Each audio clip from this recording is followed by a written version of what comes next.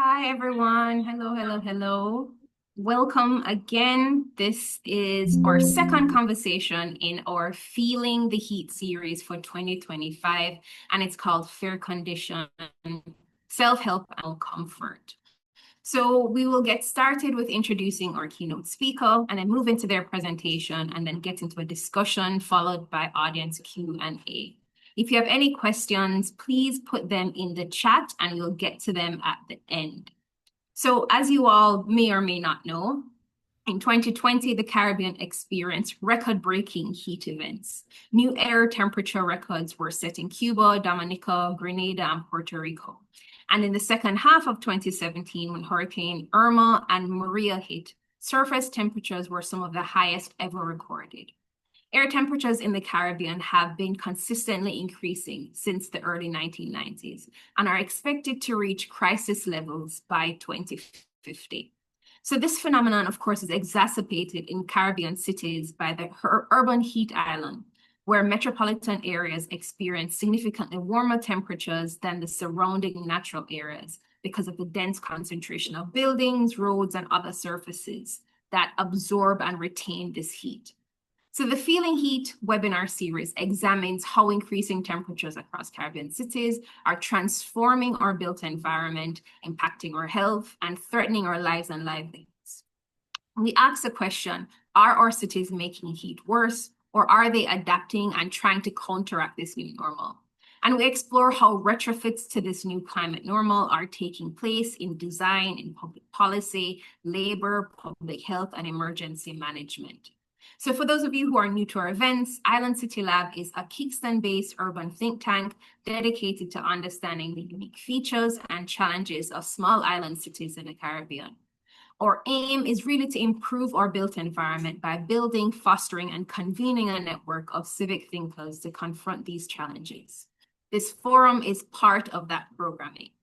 But unlike sea level rise or drought or superstorms, extreme heat, as we know, is invisible, making its impact even more insidious. None more concerning than, of course, public health.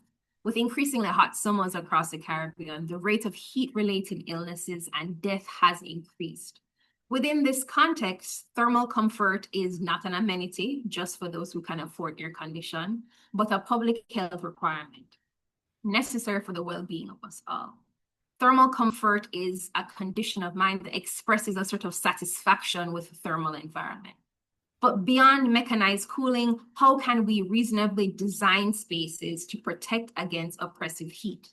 So in this webinar, we chat with Vivek Gilani, director of the Fair Conditioning Program based in India, about approaches to cooling homes in informal communities that are affordable and replicable even here in our context in the Caribbean. And I'll quickly read Vivek's very long blurb. He's a very accomplished man, but in summary, Vivek is an Ashoka Fellow and an environmental engineer. He's a founder and employee of Sea Balance, an employee-owned a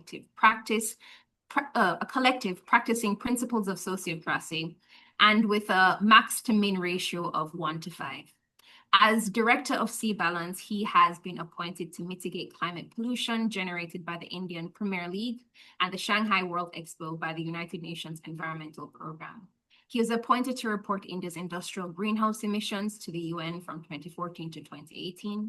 He is also the director of the Fair Conditioning Program, which is altering university architectural curriculum to make climate crisis responsive design a non-negotiable value of the built space economy in India.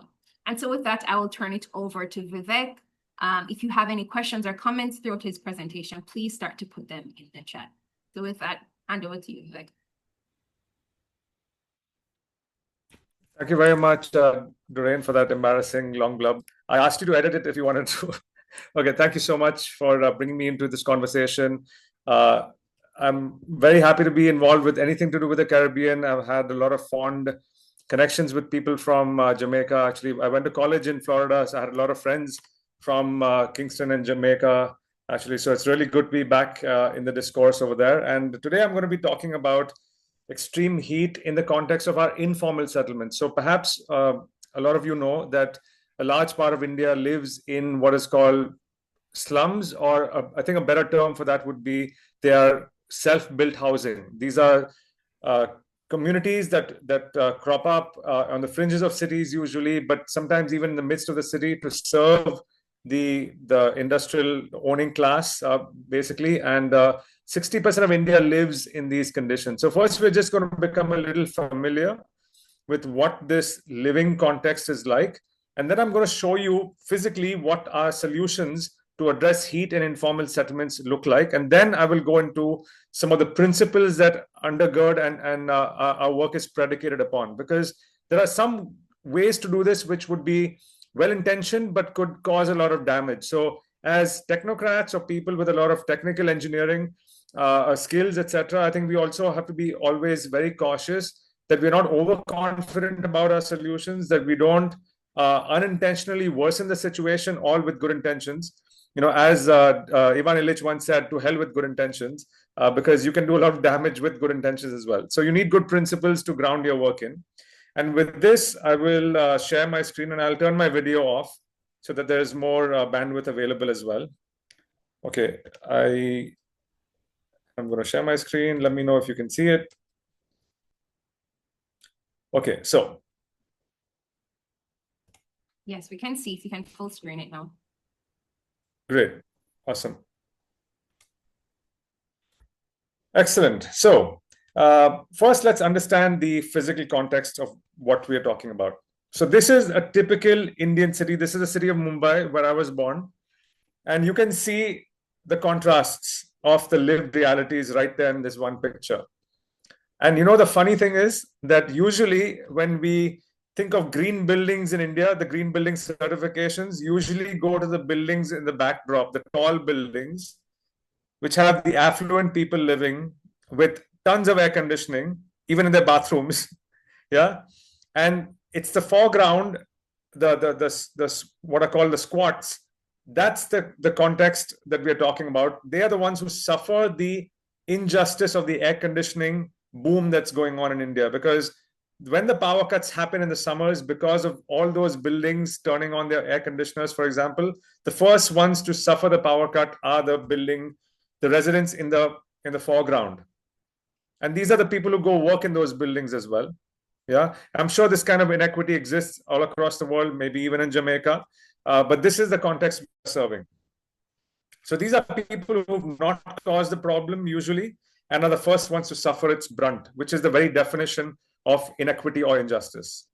Just to make that picture even clearer, some of the homes that we work in have about 4 people living in 120 square feet of space. That is literally 12 feet by 10 feet. And there are 4 adults living in these kinds of spaces. And these are not like sweatshops or some sort of indentured labor camp. These are residents of the city, of a neighboring city called Pune. And do you know how 4 adults can stay in a house that is 120 square feet, which is 12 square meters in area? It is only possible because 2 of them have to get night jobs so that the other 2 people can use that space for sleeping. 4 people can't even sleep in the same place together. And you can imagine the amount of heat that gets trapped in these homes, where even the walls, if you can see on the left, are made out of metal. Even the roof, without our intervention, would be made out of metal. Yeah. And you have all this exchange of heat with each other as human bodies as well. And you can contrast this with a typical second home or a like a mini mansion owned by people of the affluent class.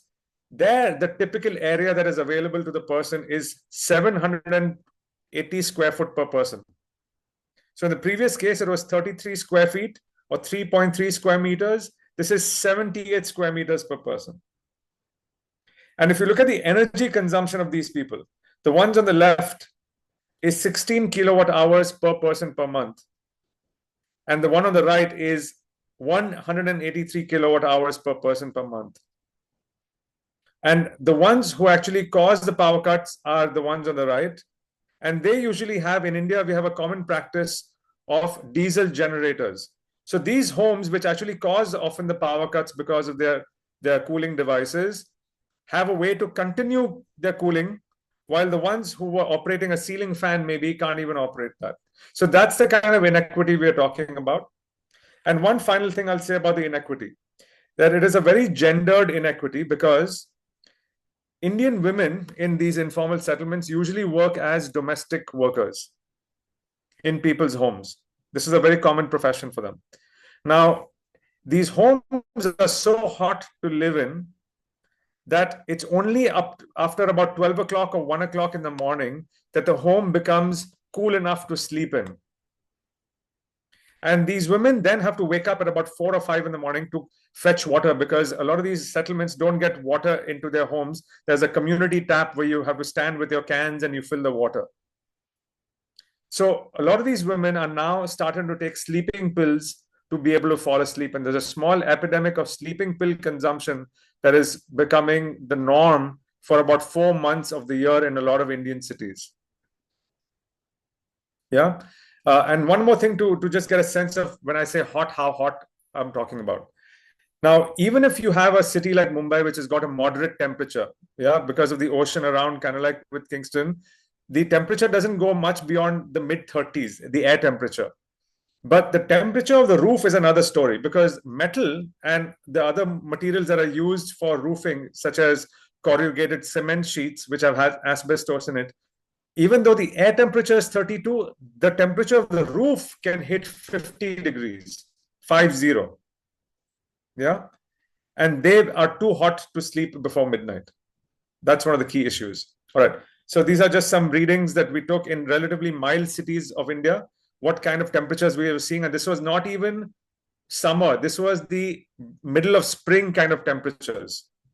And I don't know if anybody here is from Bangalore or knows about Bangalore, but Bangalore is considered to be one of the cities which is pleasant. You know, it's like almost a European kind of climate. And even in those informal settlement homes, we were seeing an operative temperature, which is the average of the roof temperature and the air temperature of 40 degrees in the spring.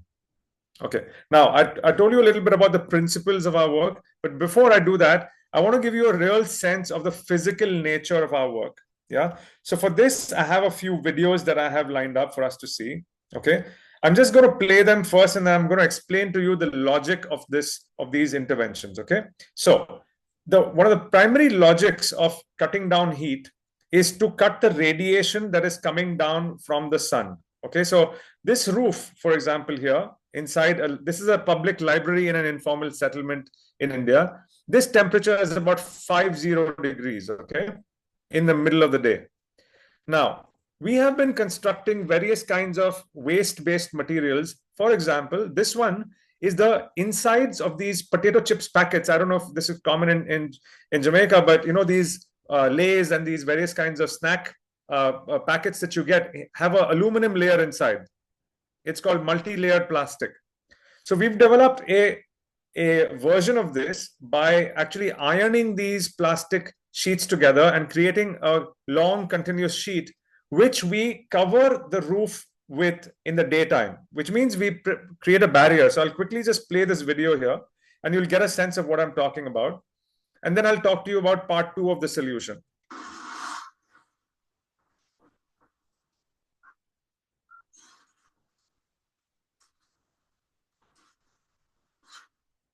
Okay, so I'll skip forward. As you can see, the entire roof now is covered with this barrier. Now, when you measure the temperature of this surface compared to the roof surface, this is actually 30 degrees, which means a 25-degree temperature drop compared to no intervention. Now, what we also do recognize, the way heat works in a lot of these contexts is that in the nighttime, you would want to reject the heat from the roof to the night sky, and you would want the occupants, the people sitting here or sleeping here, to feel the benefit of that cool surface. But if this cover remains through the night, then the residents don't get the benefit of the cool roof, which cools off automatically in the night. So what we do is, in a lot of our solutions, we make a provision for being able to undo the solution in the night, or retract the solution in the night. Okay, so you will see later on in the video that this is what you would do in the night time. Okay.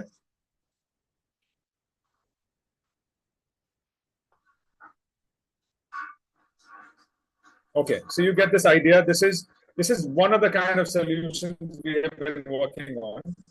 Okay, I will skip to another kind. Okay, sorry, I know this is grayed out. Okay, so this is a similar kind of concept, but this is on the outside of the roof. Okay, now this is a material that's called alufoil, which is a very commonly available material in construction industry. But what we have done is we have made lightweight panels off of this, and this is being operated using a bicycle chain mechanism. So the same kind of mechanism that runs your cycle, we have employed so that in the daytime you can have the roof completely covered, as you would see over here, right? And then in the nighttime, you would want it to be completely as open as possible. Yeah. Now, I know it would look like that this is the principle of reflection, but the point is not reflection. It might look like it is that, but the reality of these situations is this: that within about 2 to 3 weeks, there will be so much dust and air pollution, and actually animal excreta that will be deposited on these surfaces, that they will no longer act as reflectors. The key principle is that the bottom of this material is shiny. And the property of shiny materials is this: that even if they do get hot themselves, they radiate zero heat to the surface of the roof. So, contrary to what most people think, the point is to have the shiny surface pointing downwards. So, if you see here, this bottom part is the shiny part, and that's the important thing. Okay, I will show you one other solution to give you a sense of what kind of work we are doing. Start. So this is in a slum in Bangalore. This is a hand-operated system with a pulley, and as you can see, the shiny material is at the bottom. Yeah. So we are coming up with many different kinds of variations depending on the context, depending on the ability of the roof to take weight, to be able to shield these roofs from the outside or from the inside. This is just one kind of set of solutions, but I think it's enough to give you a picture. Yeah. We also work on rooftop gardens, green roofs, and so on and so forth, but I will continue with that later. Let me just get into the kinds of principles that we are trying to embody in our work to make sure that we do this development in the right way, in a manner that is socially just.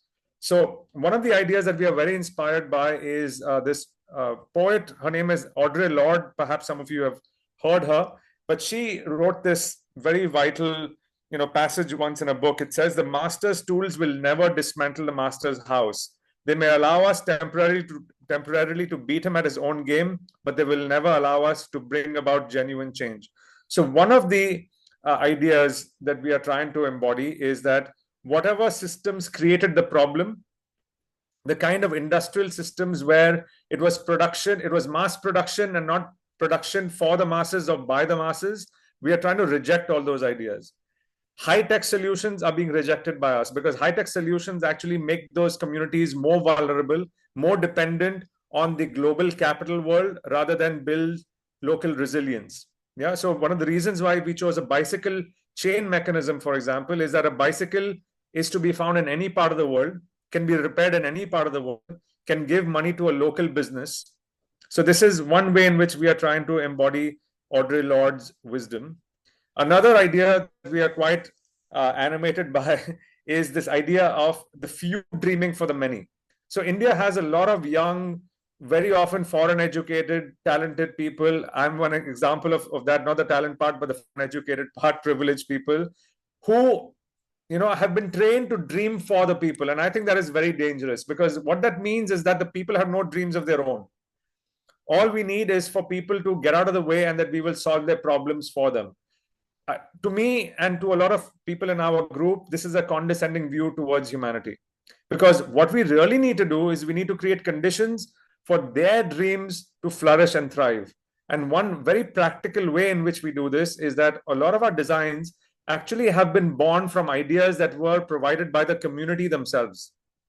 We just provided sometimes a better engineering of the solution, but the core of the idea often emerged from the community.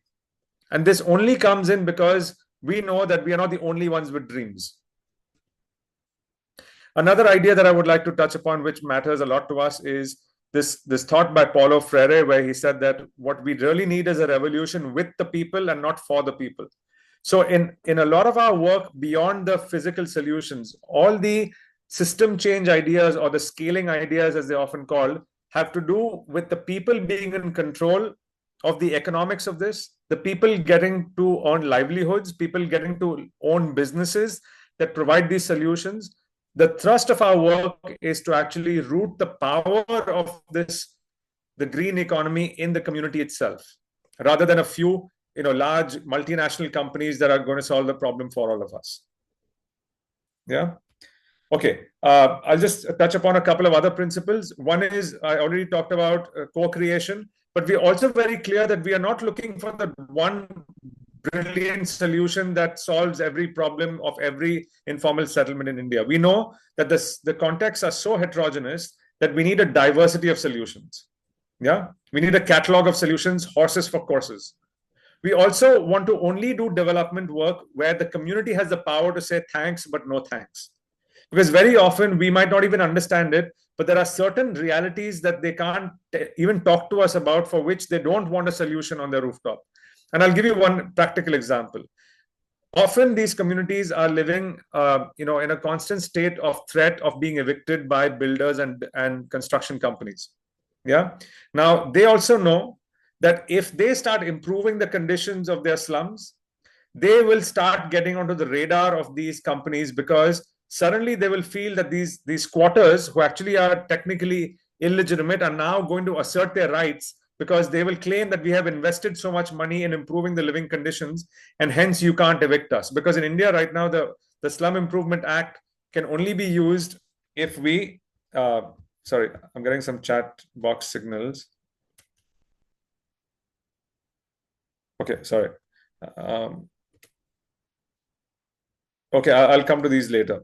Yeah, so anyway, there are some situations where they can become even more threatened because of our intervention. So whenever they say thanks but no thanks, we want to leave the situation. Yeah, and we also recognize that this change is going to take some time. It's going to take a lot of time, frankly. And just because we are in a hurry to solve this problem, because the funding is coming now, and suddenly the world has woken up and there's a lot of guilt about having ignored this, there is a tendency to ram down solutions very quickly. But we are very inspired by this poet and farmer in America called Wendell Berry. He often says that the greatest task of our generation is to practice patience in an emergency. It's not always easy, because you want to solve the problem fast, but we also need to be patient. Yeah. Okay. A couple of other solutions is that we are trying to aim for co-benefits. If we can solve multiple problems, for example, water storage, if we can grow food as well, then that is a better solution than just one that just solves one problem. We also want to make sure that the solutions are modular, so that they can be dismantled easily if needed during a cyclone season, for example. If you want to take the entire solution and put it down and reinstall it later, we should be able to do it. So we're trying to work a lot on the engineering of these solutions to make them as easy and modular to assemble and install. Okay. Like I said, we do participatory design, just some pictures showing you this. We're trying to make sure that the work that we do happens with a lot of dignity and safety in mind, which is not a very natural situation for a lot of construction sites in India. This is an example of what I was talking about. So we're trying to create a women's-led cooperative economy that eventually makes these solutions available as micro businesses. And this is the exact thing I was telling you about. This was invented by a woman, this method of ironing plastic packets to create the kind of sheets that I just told you about. And our first cooperative is actually started to produce these sheets for installation in our informal settlement projects. Yeah. So this is the kind of panel that is being made by a proto-women's cooperative right now in Pune. We are also working with rural crafts. We are trying to create these insulation panels using waste agricultural biomass. So this is an example of the kind of work we are doing there, where agricultural waste, forest waste is being converted to insulation panels. Yeah. I will now briefly share with you what our long-term plan is. So the first is to demonstrate that these solutions work in terms of their physics, in terms of their science. Now we have enough proof, and I will show you some readings and some numbers to give you a sense of how effective or ineffective they are. Yeah. The goal is then to set up these women's businesses that are given low interest rate financing by impact investment, microfinance, other policies that support women's entrepreneurship, for example. And the idea would be to also train them. So we're setting up what are called one-stop shops. These are technical and finance assistance facilities which will support these women's cooperatives. And the idea is that from now on, the women's cooperatives will do the work that C Balance or Fair Conditioning, our group, has been doing, and advocate for change at a policy level by showing how it can be done from the bottom up. Okay, so that's the general theory of change of our program. And to give you a sense of where we are, we have installed these solutions in a total of about 200 homes, including about 100 with a partner organization called Aga Khan Agency for Habitat. And we are about to install another 50 homes in Indonesia, which is another 100 homes in the island of Indonesia called Batam. What we have seen through our work in terms of the benefits is we are seeing a range of 3 to 25 degrees temperature drop in the roof temperature. One of the other accomplishments of our work till now is we have inserted these ideas, these concepts into the curriculum of architecture colleges at a very fundamental level, because we feel that the future architects of India cannot turn a blind eye towards these people who are actually invisible to the state, to the architecture fraternity in general. They don't see the informal settlements as any place to find clients, but we want to change that view. We want the students to be able to see those contexts and feel that they have something to do there, some contribution to make. Yeah. Okay. So just some sense of what the solutions are leading to in terms of temperature drop. So this is a little complex. I'll just briefly explain this to you. On the x-axis here, we have the temperatures going from 26 to about 40. Yeah. This line here is the temperature of the control house, or what we call the business as usual house. Yeah. And as you can see at 12 o'clock, the rooftop temperature, this was actually during a pretty rainy period in Delhi, in New Delhi. Even then, it was about 38 degrees. Yeah. And most of the solutions that we installed were able to bring the temperature down to below the human skin temperature. So one of the key ideas for us actually is to make sure that the roof is never more than your body temperature, so that your body can lose heat to the roof. It becomes a sink of heat rather than a source of heat. So for us, anything less than 35 degrees is a success. Yeah. And as you can see, a lot of the solutions are able to meet that. And this is the whole mix of solutions that we are trying out. And yeah. Okay, so this is one kind of performance testing we've done. Another kind of performance testing we've done is, for example, the one I showed you in the library with the internal barrier. This is the readings of the roof temperature we got on a day when we did not have the covering. Yeah. So for example, at about 1 o'clock, the roof bottom temperature, again, during a pretty mild time in New Delhi, was about 36 degrees. But with the cover, it was less than 29 degrees. So it's about a 6 to 7 degree temperature drop at about 1 o'clock in the afternoon. Yeah. Okay. So this is a sense of what we are doing. And I wanted to, if I have time, I don't know, Doreen, if I have time, but I just wanted to give a sense of where we are headed to in terms of our work. But maybe we can bring this out through the question and answer session if I'm out of time. Yeah, you have about 10 more minutes, but it'd be great if you could also talk about the curriculum piece. Yes, I will briefly talk about the curriculum as well. Okay, so going forward, we have three main missions that we have set out for ourselves. One is to set up those women's cooperatives, right? What we are calling WHACs, Women Heat Action Cooperatives, which will be supported by a one-stop shop, a technical and finance assistance facility, OSS. Yeah. Now, this is one part of our work, is to set these up. The social and economic infrastructure that will be led and run by women. However, they will all need better solutions than we currently have, because while our solutions do work, they are not even close to the level of durability, not even close to the level of modular construction, not even close to the level of performance that we think we can get this to. So we are actually in the process of setting up what I think is a pioneering research and development facility for developing solutions only for informal settlements, not just for India, by the way, for any NGO in the world that is trying to address similar issues in their context. This facility, it's actually going to be a physical fabrication laboratory to develop solutions that address heat in various contexts. So I would say, Kingston, Jamaica should get in line. Okay, so that's one thing. This is the second part of our mission. The third part of our mission is what we are calling policy hacking. So we have realized that a lot of think tanks, a lot of NGOs often jump to the one solution that often is available to us, which is to advocate for policy change. And I don't know what the context is like in the Caribbean, but India is a land with some of the best policies, but which are never implemented. So we have a glut of policies that are made by brilliant people, well-intentioned people, but we are very poor in terms of policy implementation, and the ground realities don't change despite the fact that we have some excellent policies.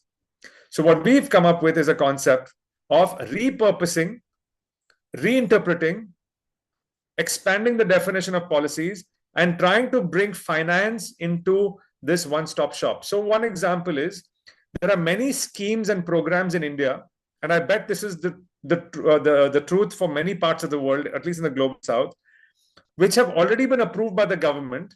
Usually these kinds of schemes are announced before elections in India. Yeah.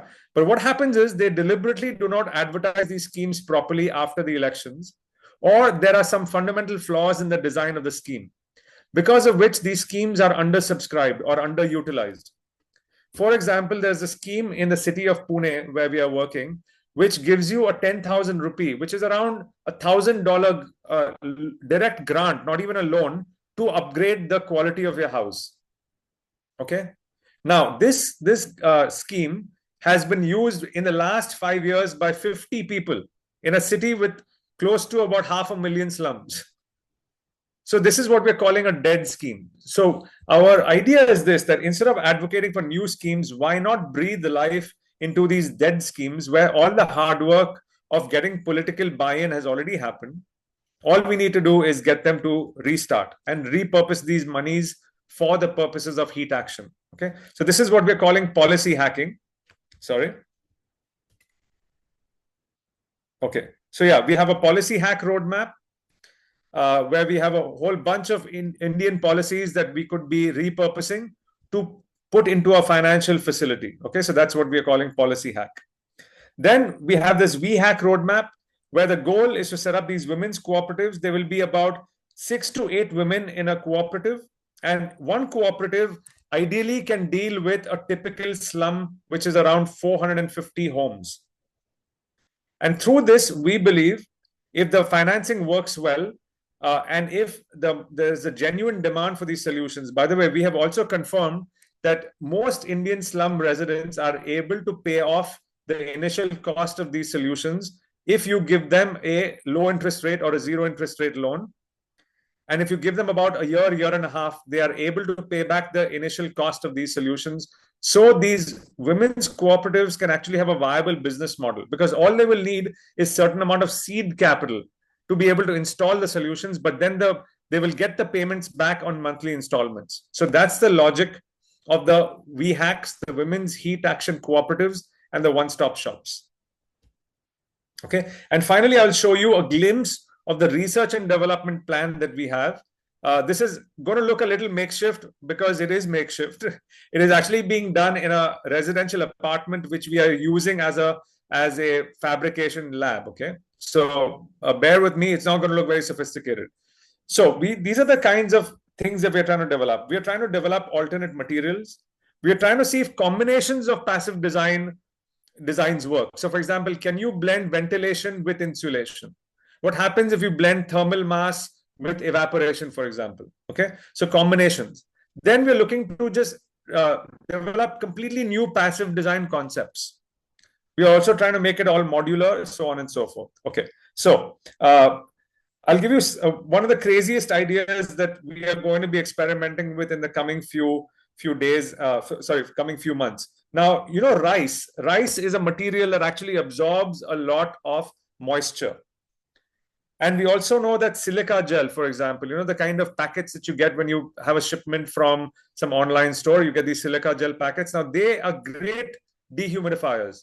Now, if we could find a very low cost, appropriate technology based way to dehumidify, almost have an AC using these kinds of materials, yeah, then we might have a way to address other problems besides heat, because the other problem with especially humid climates is humidity. Okay, this is one kind of crazy idea that we are looking to experiment with. Another kind of idea that we are looking to experiment with, I already showed you this. Yeah, this is the biomass panels that we are constructing from waste, agricultural waste. Yeah, I talked about combinations, but I'm really excited to share with you some of the ideas around expanding our passive designs. Okay, so a few years ago, I was struck by the idea of human hair being an insulator, because that's the role it plays in our body, right? When we feel very cold, our hair stands up because hair is a very good insulator and creates air pockets. Now, imagine if you could take a lot of this waste human hair, and India is a very hairy country. Anybody who's met Indians knows this. We have an abundance of this as a resource. If we can create panels from human hair and place them as a substitute for those insulation panels, we might be able to come up with a very low cost, very local way of addressing this issue. It's a matter of engineering this product well, making sure it's fireproof, making sure it's waterproof, da da da da da. Right? So these are the kind of ideas we are working on in our passive design facility. One idea that I didn't talk about is this idea of using water in plastic bottles as a substitute for thermal mass. So usually these roofs would need to become concrete roofs or brick roofs for them to be able to delay the heat. But we are coming up with ways of using just simple things like a bottle filled with water on the roof, and sometimes even put inside crates. And this is our testing facility where we have a 1,000-watt halogen bulb, which is simulating the heat of the sun. And we are doing temperature measurements to see how these solutions are performing. Okay, so this is the makeshift R&D facility that I was talking to you about, which hopefully will be much more sophisticated going further. Yeah. Okay, we are also working on some ventilation ideas. This is called a dormer window, which is an opening in the rooftop that allows light to come in, but also air to go out. Like I said, we are working on rooftop gardens. We are coming up with some concepts of what are called passive wicking or passive irrigation, so that you don't have to water them continuously. These are principles from permaculture that we are trying to embody in our work. Yeah, so these are some designs that show you how passive wicking works, and we are looking to install these. We've already installed some rooftop gardens already, by the way. We're also trying to see if we can create gardens from plastic bottles, which are passively watered. So this is a concept where this is interlinked bottles where you pour actually water on one side of the bottles which have plants, and they overflow. Once you fill this bottle, it overflows here, it overflows here, and you might not need to water this again for another couple of weeks. This is our intention, is to have the watering last for about 7 to 10 days at least. Yeah. This is, I already showed you the space frame, so on and so forth. Yeah. So this is the kind of work we're doing in research and development. And very quickly, I'll tell you a little bit about our curriculum change work. So Doreen has been very excited about this, and I'm glad she is excited about our curriculum change work. I'll stop my sharing. Is this, and maybe I'll turn my video on. Yeah, so we realized that this problem, this entire problem set is absent from the thinking of most Indian students. And most colleges are not interested in changing curriculum because they're making a lot of money anyways. There's no market incentive. So because there was no market economy, we took a very Trojan horse approach. What we did was we contacted, in the 6 major cities of India, we contacted the 2 or 3 colleges that were interested in changing things because they felt that they should be doing the right thing for their students. Yeah, they need to have a curriculum that is fit for purpose. So years ago, in 2015, we started this program to change curriculum. And the idea was to not sort of prescribe solutions, because we are not architecture teachers ourselves. So who are we? It would be really audacious of us to tell them what to do. But what we did was we created conditions where we listened to them and asked them if they were, if they had the resources to change the trajectory of climate change in India through architecture, what would they do? And through the listening, we came up with a lot of ideas for changing the curriculum, a lot of teaching techniques, a lot of classroom techniques, physical models that they would love to have in their classroom to teach these concepts. And what we did was, over about 4 years of working with these small group of colleges, we created these champions in these various cities who then became our ambassadors. And the idea was this, that if they tell the board of studies of the local state or the city which governs the curriculum that, listen, even without your knowledge, right under your nose, we have been practicing a different curriculum without seeking any official sanction. Imagine how much more could be possible if official sanction was given. So we almost created a proof of concept without asking for permission. And then we went to the university saying that, look, it's already been shown to work. So might as well make it mainstream. And that was the logic of our curriculum change program. And I'll just end by saying that out of the many universities we tried, we have managed to tip one major university in the state of Karnataka. And actually, I'm here in Karnataka today because now that the curriculum has changed, we need to train these teachers in this new curriculum. And that's exactly what I'm here for today. So anyway, thank you very much, Doreen, and over to all of you. Thank you so much, Vivek. And I know that Vivek shared a lot of information, and we were able to do an interview, and he kind of walked us through the entire plan of fair conditioning. So I put the link there, and Vivek or anyone from the fair conditioning team, if you want to add the link to any of these reports in the chat, that would be great. I think lots of people would like to flip through those resources. But thank you again, Vivek, for that. And I want to bring on our other panelists. So I'm going to quickly read our intro as Lisa and Dudley turn on their cameras and Jordan spotlights them. But Lisa Best is an environmental scientist specializing in systems and interdisciplinary approaches to complex environmental issues.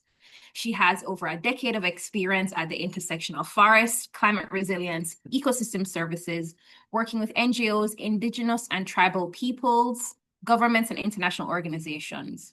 Lisa has managed programs and projects on urban green space and livability in Paramaribo, involving research on urban land use change, cooling effects, and public perceptions of urban green spaces.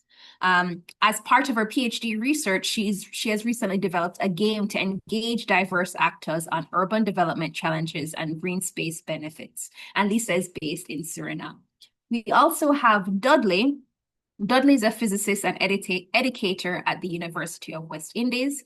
He holds a Bachelor's of Science in Alternative Energy and an MPhil in Applied Physics. His PhD study in physics focuses on climate-responsive designs, such as phase change materials, radiative cooling, and passive thermal comfort solutions.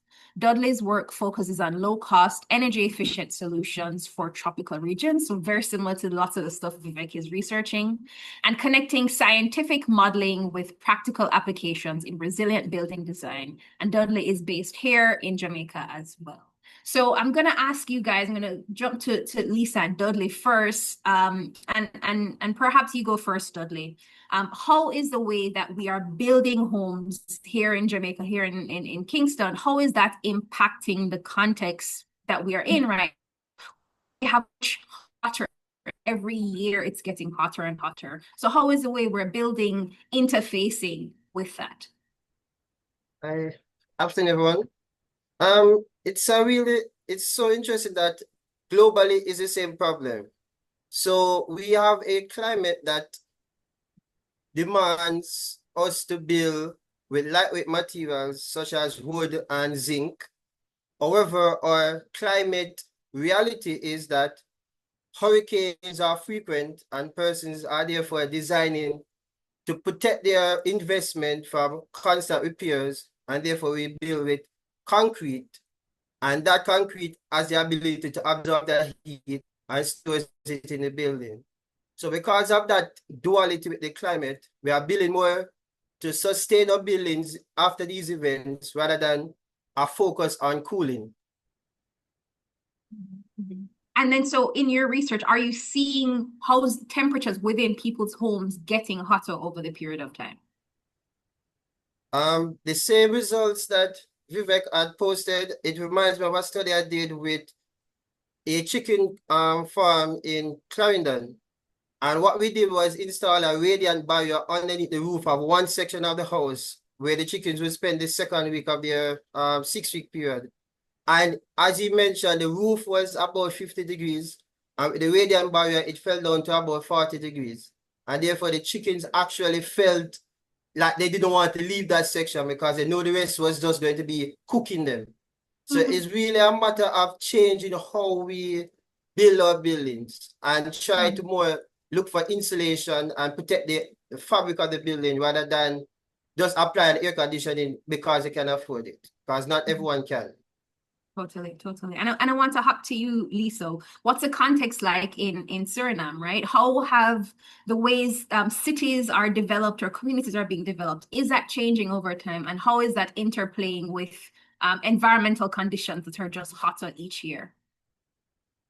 Yes, thanks for that question, Doreen. So basically in Suriname, what we see, well, first for a little bit of context. So Paramaribo is the main urban center in Suriname. It's the capital city, and it's where almost half of the population lives. So quite, the main urban center. And what we see is that there is a trend of sealing the soils. So we see a larger surface of impervious materials, which, as you mentioned in the beginning of the webinar, holds more heat. But also on a street level or an individual private home level, we see that people have the tendency to remove open soils, remove greenery, and replace that with tiles or stones, or because it seems more neat or it's easier to maintain. And then on the city level, we're dealing with urban sprawl. It was interesting what Vivek mentioned about all the policies that there are. Well, in Suriname, unfortunately, we have a lot of ground to cover in terms of urban planning and urban development policies.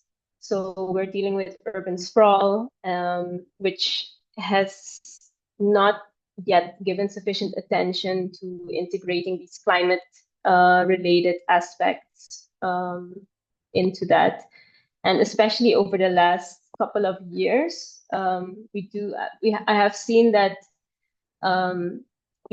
we've had situations where the schools have had to close earlier. They've had to adjust their times because it was getting too hot for the kids and the teachers. But especially in the last couple of years, of course, some of those were also El Nino years, which results in warmer than usual temperatures on our side of the globe. That there has been somewhat increasing attention for how these higher than usual temperatures are affecting not just our work, but also our health. So there is some increasing awareness, but it's still a long way to go. I would say the same for Jamaica, right? But you kind of touched on something a while ago about the kind of perceptions, right? So people are paving over sort of green spaces that could be cooling because of a sort of aesthetic preference, right? And I think I wanted to kind of bring in Vivek and everyone else, but this conversation around air condition being seen as sort of a symbol of development, seen as a symbol of progress.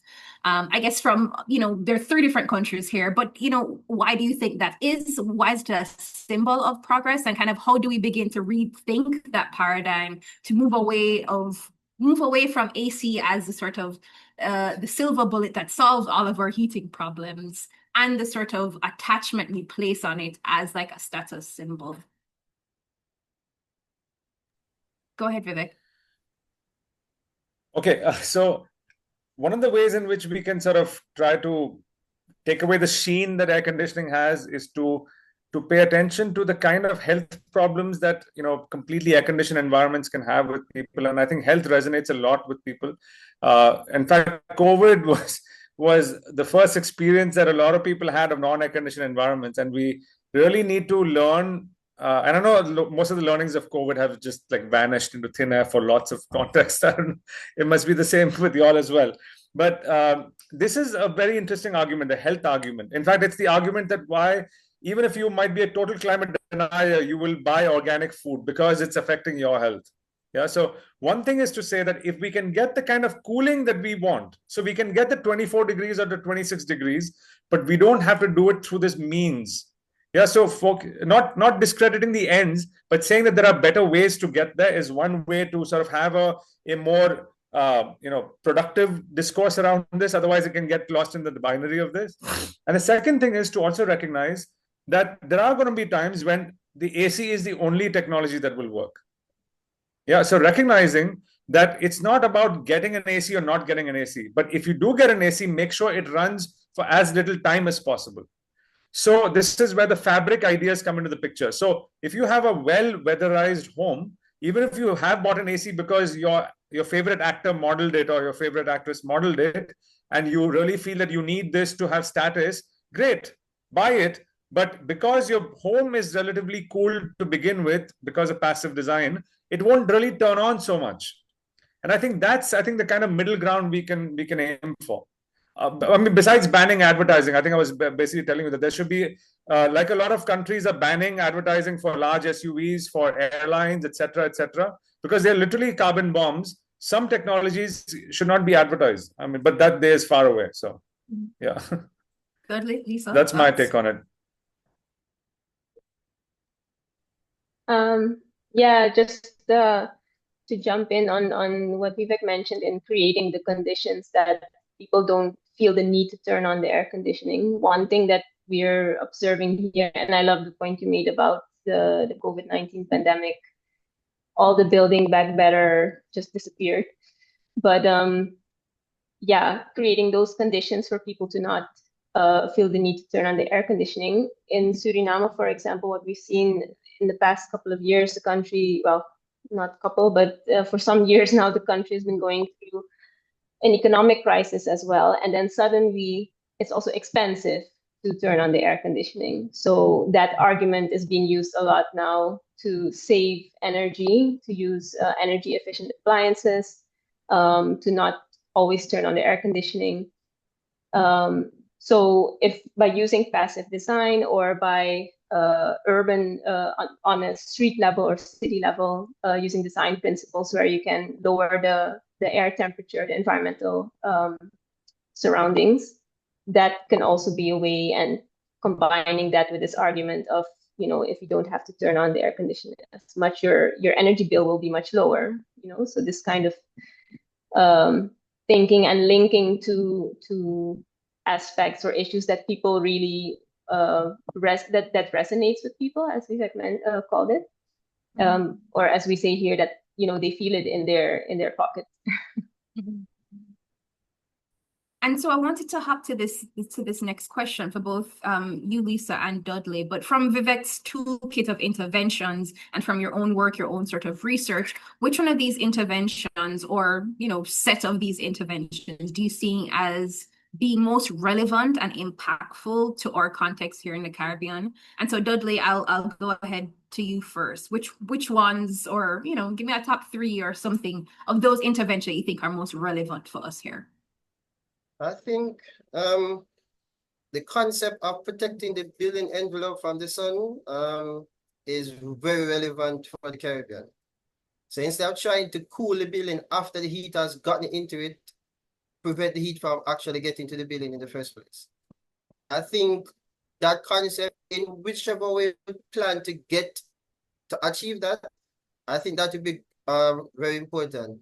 Similarly to the bicycle-operated system, solar panels play a similar role in reflecting solar radiation from touching the building surface. So I think also rooftop solar system could also play an important role there.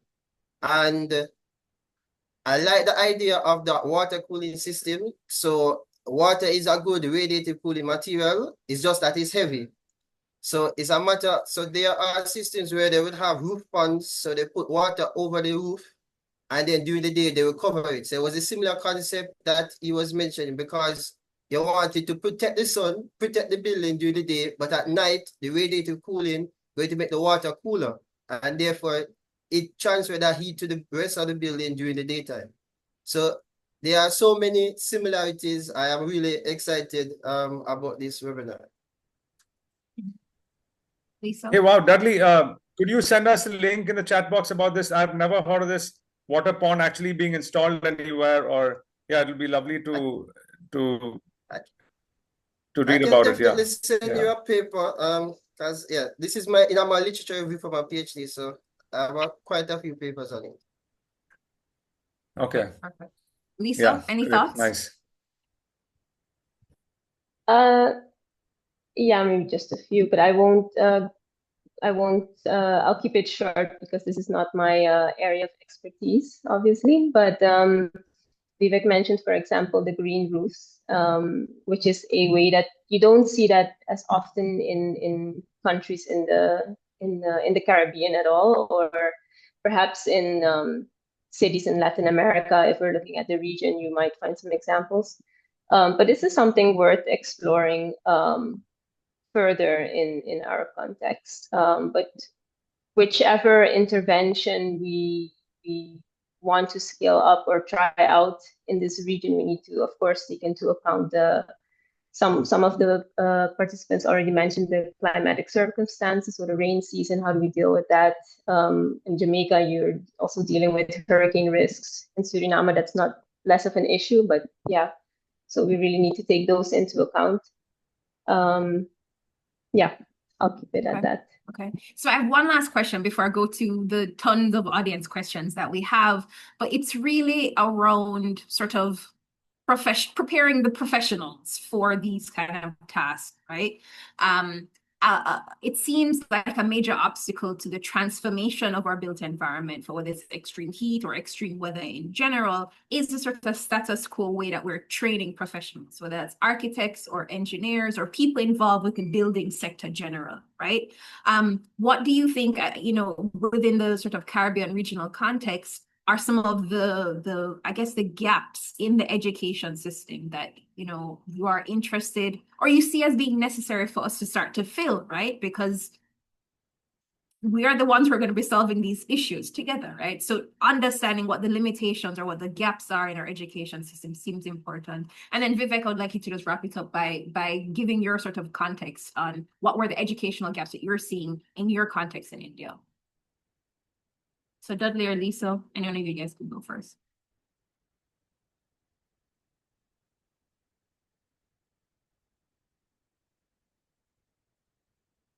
Or do you want Vivek to go first? Vivek, you can go first. Tell us about India first, and then we'll go to the Caribbean. Okay, I think one of the real difficult parts of this discourse in India is almost this, kicking the can or passing the buck to the other part of the economy. So what we've realized is in India, if you go talk to the builder developers, they're like, oh no, we can build green buildings, but there's no talent. Where's the talent? Where are the green architects? Yeah. And that's true. In India, there are 62,000 registered architects, but only 2,900 technically are certified green building professionals. So yes, there is a dearth. Yeah. But when you go to the architects and you say that, why don't you all build green buildings? They're like, where are the clients for this? Yeah. So there is this kind of, notion that each part of the economy is built about the other, saying that what we lack is the talent. And the ones who have the talent saying what we lack is the economic sort of systems that make electricity expensive enough, that make air conditioning expensive enough so that it becomes properly priced. Yeah. It takes into account the real stops doing this externalizing of the costs. Then they feel that the kinds of designs that they have will actually be wanted by builder developers. And by the way, all of them blame academia. So when you go to architects, they say that the reason why we aren't able to practice green architecture is because our colleges are producing worthless architects who have no concept. I mean, they might have heard of insulation and convection and conduction and radiation and all this, but they have no idea how to actually apply this in real buildings. So we realize that eventually the entire blame is coming to academia. And there I'll say one thing that has been a big challenge is that of all the streams of technical learning, I have never seen a curriculum so jam-packed with content than the architecture curriculum. I mean, I feel sorry for teachers when we have to recommend that, by the way, can you also teach shading design? Because they have so much to teach, they're overwhelmed, they're overworked. And now we're telling them also, please take responsibility for the climate crisis. So we realize that we need to also create some breathing room in this curriculum and remove stuff that is no longer required to be taught in the classroom.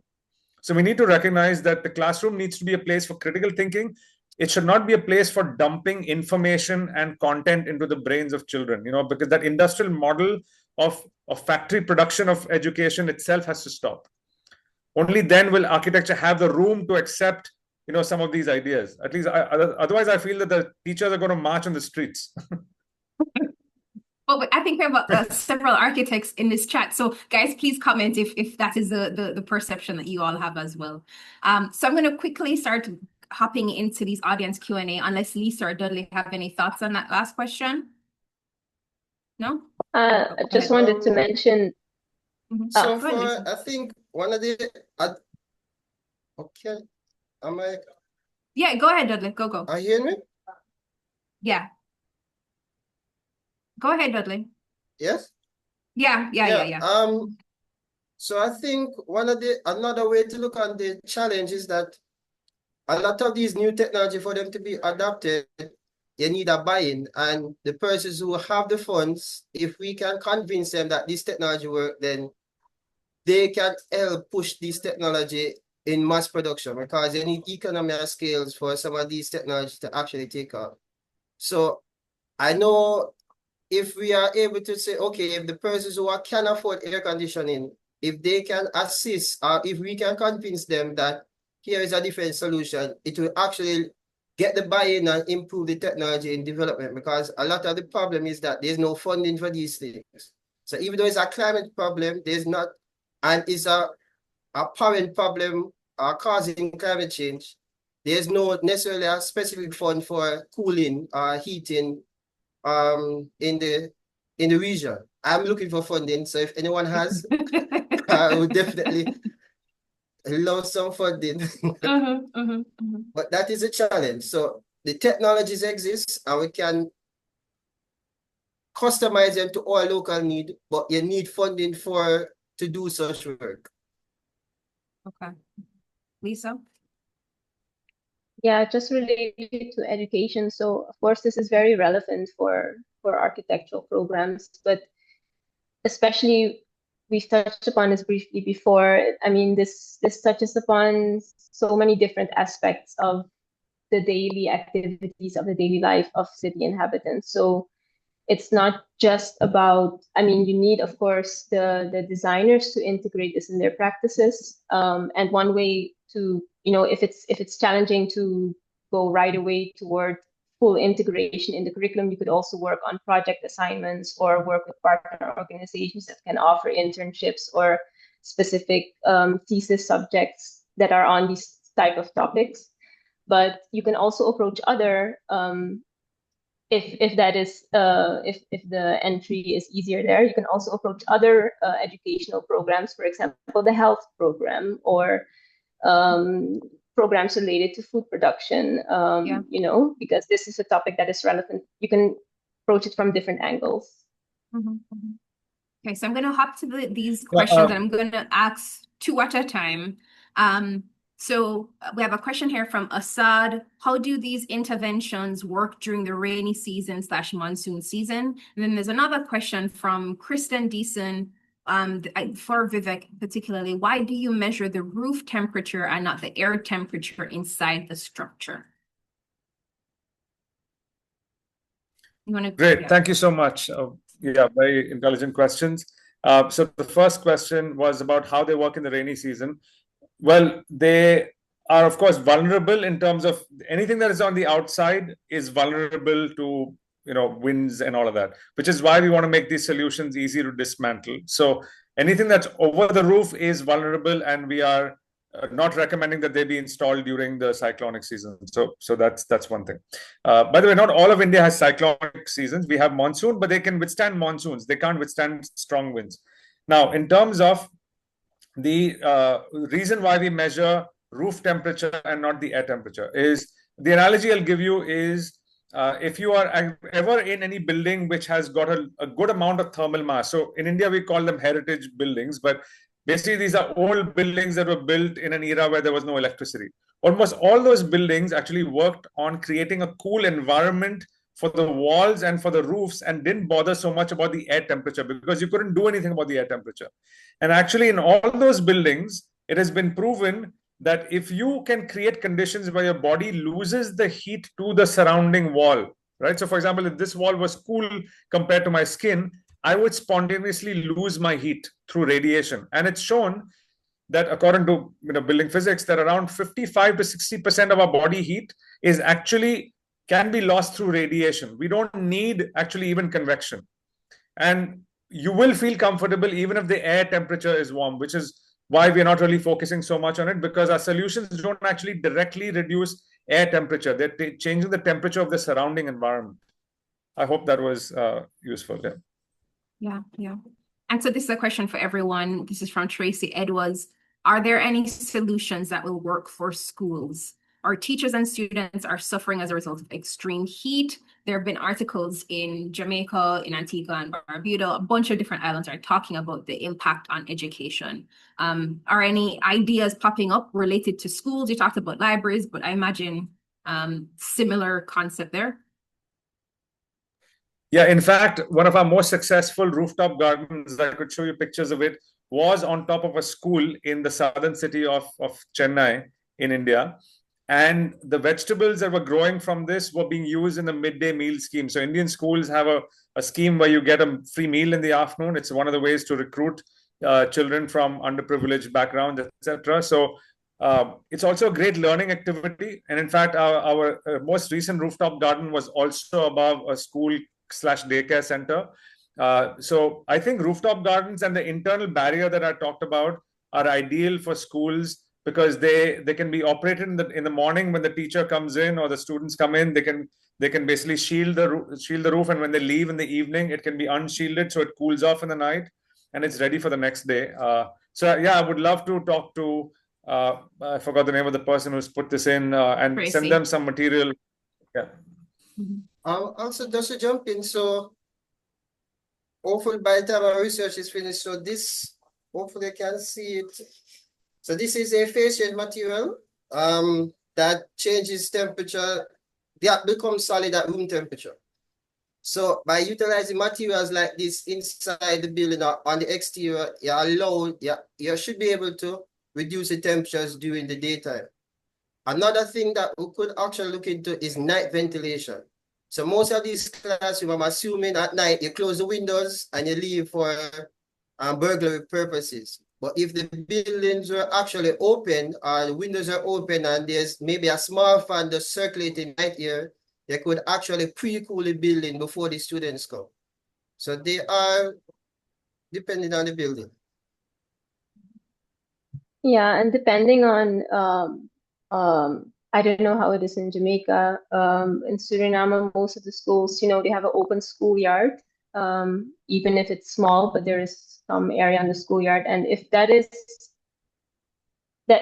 made from impervious, let's say solid material, then that heat will also radiate toward the classroom. So talking about urban green spaces, I mean, you have the green roofs, which is a great possibility with additional potential co-benefits, but also just increasing green space in general will help lower air temperatures on the street level as well as the city level.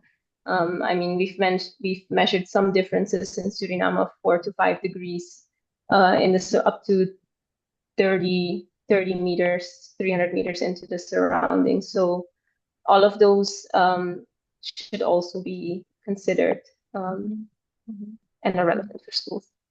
Totally.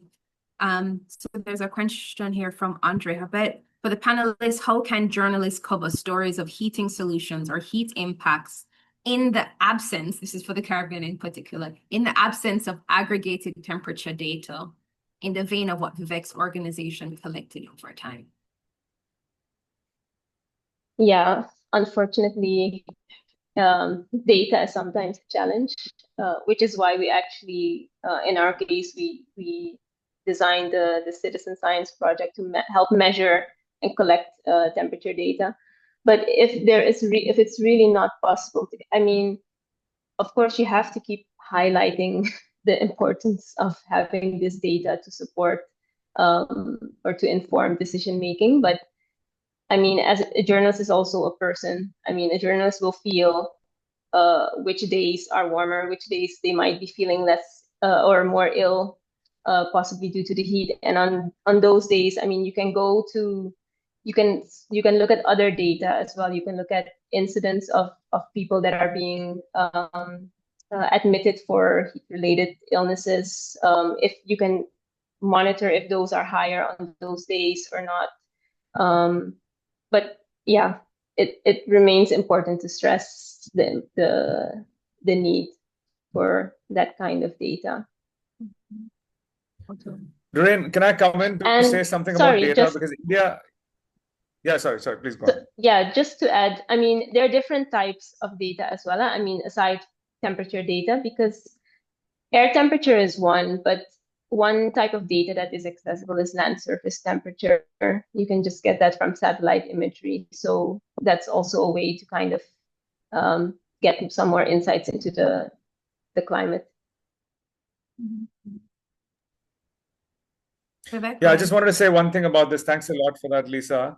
About data, India is almost on the other end of the spectrum now, where every city is spending millions of bucks hiring McKinsey, hiring these consulting companies to come in and create heat maps. And each one is the first thing, a municipality that has barely any money for installing any green roof, cool roof, or anything, is using up all that money to measure the problem more accurately. And I think there's a threat where consultants enter this space to then recast the problem into a problem they can solve, because they can solve usually only the data problem.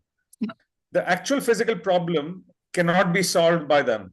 And what we've started seeing, it sounds like a bit of a joke, but the communities are getting cynical because group after group is coming and measuring them, measuring their data, measuring their metrics, and they're seeing nothing change. So they're saying that if you're spending 1 rupee on data collection, can you spend 10 rupees on the solutions? But the opposite is happening. We're spending 10 rupees on the measurement and nothing on the solutions. So I think we can already start applying things. I often give this analogy that we don't really need data to prove that when you drink water, it quenches thirst. It does it, okay? We don't need to keep proving it. Yes, so we do need data, but I like the point that Lisa said, that even subjective evaluation or subjective stories are also data. That's also a way of episteme. And I think this is being lost sometimes, is that we can rely on people's accounts of lived experience as good as having extremely complex data streams, So there's also the threat of big data getting into this picture. So just wanted to share that. And yeah, and there are interesting. Oh, yeah, just to conclude on that point, though, that data is the big capital D data that I think we tend to prioritize versus also people's lived experiences, right? At Island City Lab, because of a lack of data, we've been doing lots of interviews with labor unions, so workers who are working outdoors, and they can tell you from the last 5-6 years, I know for sure that it's gotten hotter. We have been talking to Jamaican firefighters. They're acutely aware of this. And no amount of data can add any more color than just listening and talking to people whose lived and working experience is largely outside. Yes, you've just made my point, Doreen. Okay, perfect. We have a lot more questions in here, but unfortunately we're out of time. Anthony, I'm sorry that we didn't get to your question. Maybe we'll try and save it for the next one. I think it'll be relevant for the next webinar. But yeah, again, I want to thank everyone for joining, Vivek for the presentation, Lisa and Dudley, and of course, everyone who participated in the chat and asked all these wonderful questions. As you all know, all of our events are recorded and will eventually be posted to our Island City Lab YouTube page. And lastly, please look out for marketing coming up in the next few weeks for our final conversation in the Feeling Heat series. It is called Hot Work, Occupational Safety in Climate Departure. And we're going to be talking to someone again from the region, from Central America, who's working with labor unions for outdoor workers on these issues of using the data that they're able to collect to actually improve people's working conditions. So thank you all, and looking forward to seeing you all. The next one is October 15, same place on Zoom and at 12:05. So hopefully we'll be able to see you all there and can bring these questions back and we can continue the discussion. Thank you, everyone. Thank you so much, everybody. Thanks a lot, Doreen, for making this happen. Thanks, Lisa. Thanks, Dudley. Thank you, everybody. Thank Thanks you. all. Bye, everyone. Bye.